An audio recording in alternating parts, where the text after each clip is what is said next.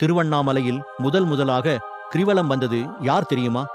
ஒருமுறை கைலாச மலையில் சிவபெருமானுடைய இரு கண்களையும் பார்வதி தேவியானவள் மூடிய காரணத்தினால் உலகம் 2 உயிரினங்கள் அனைத்தும் துன்பப்படும் நிலை ஏற்பட்டது. இதனால் பார்வதி தேவிக்கு கடுமையான தோஷம் ஏற்பட்டது. அந்த தோஷத்திற்கு பரிகாரம் தேட வேண்டிய நிலை ஏற்பட்ட காரணத்தினால் பார்வதி தேவியானவள் திருவண்ணாமலைக்கு வந்து தவம் இருந்தார். அவருடைய தவத்தை கண்டு மனம் மகிழ்ந்த சிவபெருமான் அவருக்கு காட்சி கொடுத்து வேண்டிய வரத்தினை கேள் என்றார். அதற்கு பார்வதி தேவி உங்களை என்றென்றும் பிரியாமல் இருக்கும்படி உங்கள் உடலில் பாதியை தந்துருள வேண்டும் என்று வேண்டினார். உடனே சிவபெருமான் அப்படியானால் நீ என்னை சுற்றி வர வேண்டும் என்று கூறினார். அதனை ஏற்றுக்கொண்ட பார்வதி தேவி ஈசனே திருவண்ணாமலையாக வீற்றிருக்கக்கூடிய காரணத்தினால் அந்த மலையை சுற்றத் தொடங்கினார்.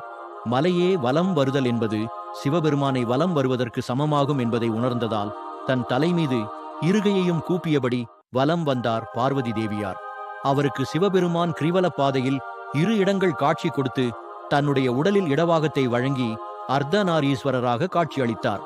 அப்பொழுது பார்வதி தேவி நான் தங்களை சுற்றி வந்ததால் என்னை ஆசீர்வதித்தது போல திருவண்ணாமலை கிரிவலம் வரும் ஒவ்வொரு பக்தனுக்கும் தாங்கள் அருள் வழங்க வேண்டும் என்று கேட்டுக்கொண்டார்.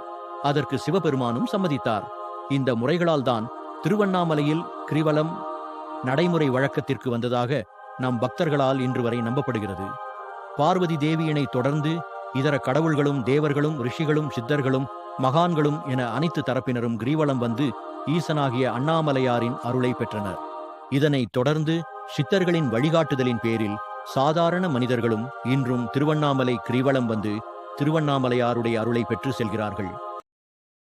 Download ShareChat.